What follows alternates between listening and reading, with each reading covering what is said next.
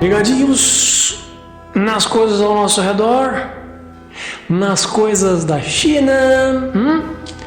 Pessoal, vamos falar hoje do Império Chinês, tá? Vamos chegar na modernidade, né? Começamos com o dragão.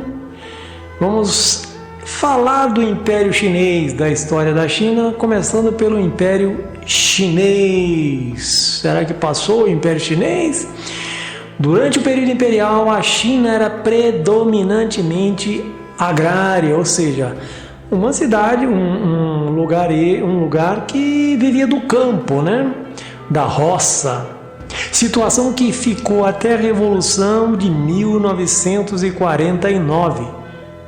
Contudo, na China não se instalou o sistema feudalismo, tal qual ocorreu na Europa. Feudalismo ocorreu na Europa. Os imperadores tinham controle sobre o país através de uma classe de funcionários recrutados por um sistema burocrático chamado de sistema de exames. A economia era baseada na agricultura, como eu falei, roça. E a sociedade era dividida em uma pequena porção de proprietários de terras e uma grande porção de camponeses. A última fase do sistema imperial foi marcada pela dinastia Manchu, que foi de 1644 a 1911. Nesse período, o poder estava totalmente concentrado nas mãos dos imperadores que se sucederam no trono, ou seja, um atrás do outro. Os proprietários de terras constituíam uma classe social e eram formados por clãs ou famílias que detinham as terras para acumular bens e aumentar a fortuna familiar. Junto a isso, havia também o interesse de que um dos membros da família assumisse algum cargo oficial junto ao império. O que ganhasse por meio desse cargo era investido em más terras. Só eram admitidos nos cargos oficiais aqueles que tivessem uma boa educação. Muito bem. Fato que diminuía ou quase anulava a possibilidade de um camponês assumir esses cargos, embora na teoria isso fosse possível. Dentre esses funcionários havia os mandarins. Já ouviram falar nos mandarins, nos filmes? Que eram os intelectuais com formação acadêmica, que eram distinguidos dos demais funcionários. Faculdade, né? Doutorado, etc. Outro fator na distinção entre eles era a posse de terras.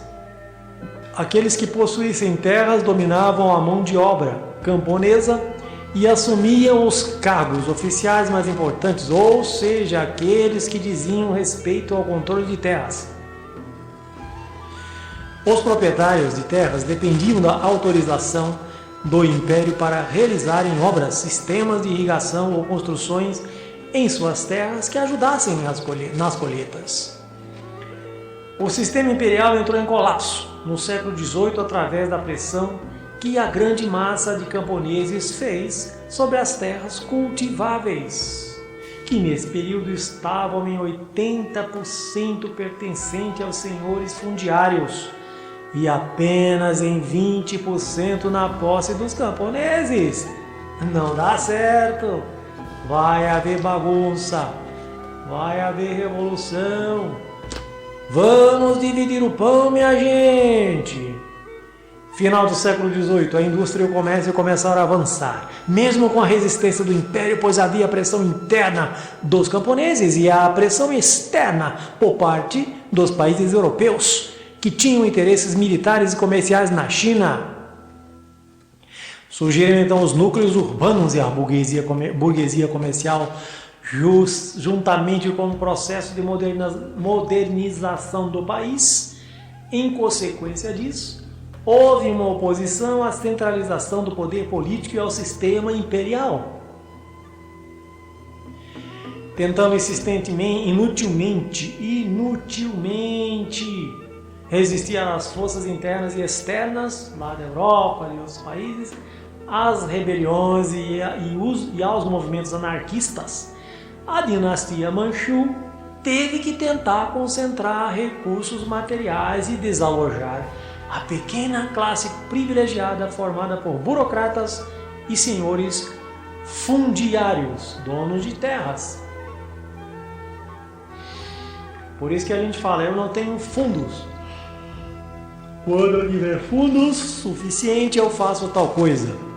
Devido aos conflitos das forças internas do país, deu-se início a um período de anarquia que teve como resultado a mudança do sistema político de império para a república.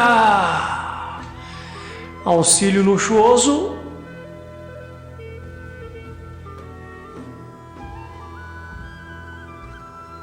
De Nova Escola ajudando a gente aqui.